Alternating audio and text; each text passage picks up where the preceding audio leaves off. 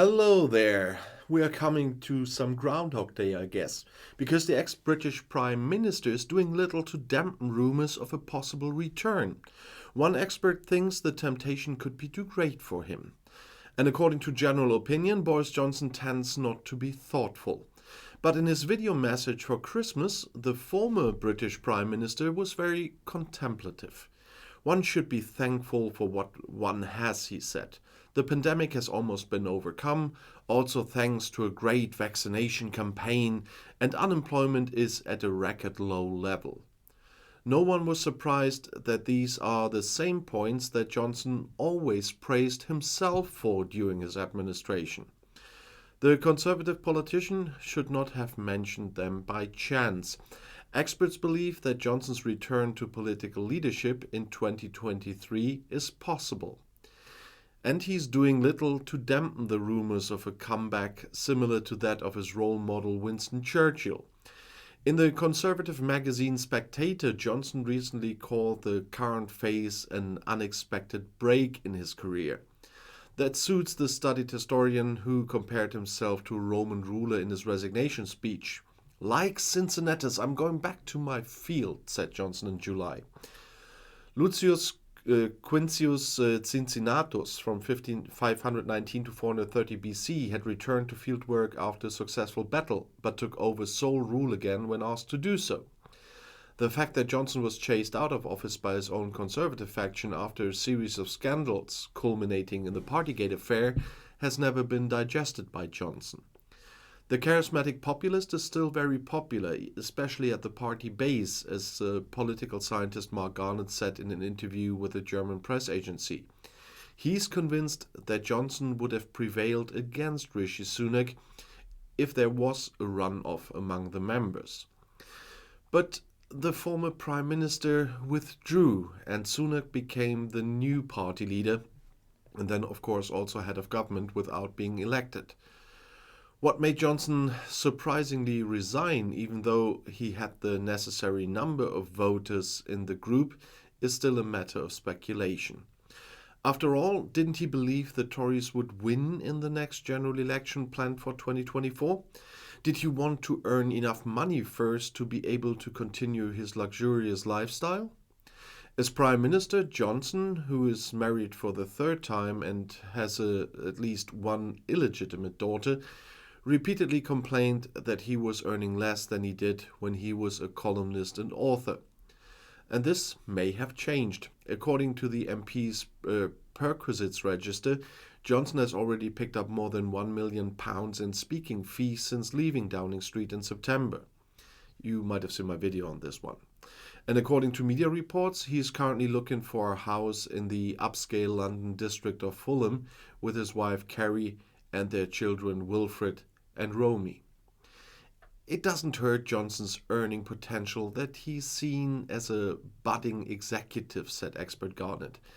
If the Conservative Party does particularly badly in the local elections in May, the rumors will get louder, and the temptation could just be too great for the impulsive politician Johnson to resist, said Garnett.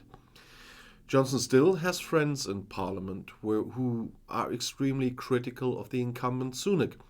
A Tory MP told the Conservative Daily Express newspaper, "Boris still has a lot to give to British politics." A former advisor to Johnson, who also remained unnamed, said something similar. He's not the type to watch Britain go under in a controlled manner. No, I say he only would do it in an uncontrolled manner. In recent weeks, Johnson has appeared repeatedly in his London constituency of Uxbridge. A good dozen Tory MPs have already announced that they will not stand again in 2024.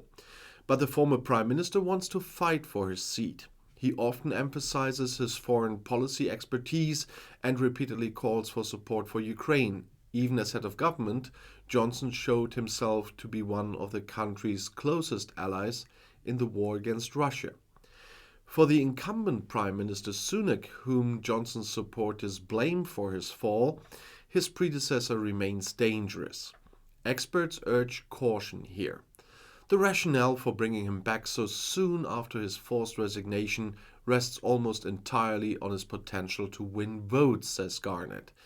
According to current polls, the Tories are likely to lose the general election, and that with a bang, even with Johnson.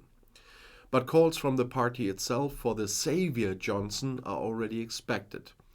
Ex-Secretary General Jake Berry said in a podcast that this would happen as soon as the situation got really dicey and MPs feared for their mandates.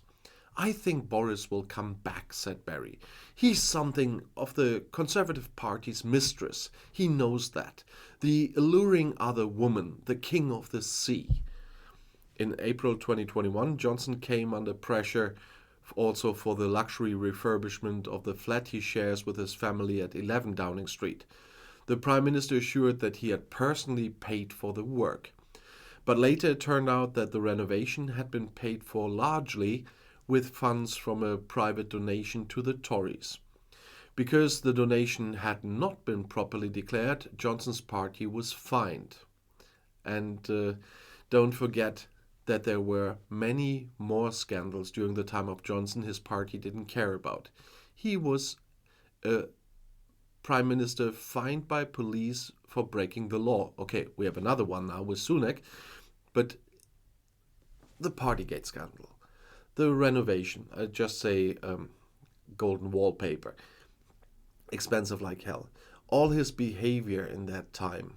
And yes, it's true, as I said earlier, he wouldn't watch Britain go down controlled. No, he would watch Britain go down uncontrolled, as he did in recent years, because a lot of the situation, I have to call it that way, with lack of other words, the normal people in Britain are suffering now much more than they would have to in this crisis because of what Boris Johnson did since the referendum campaign, the Brexit campaign, all his lies and deceit that he used to get the votes not only in the Brexit campaign but also in the general election in 2019.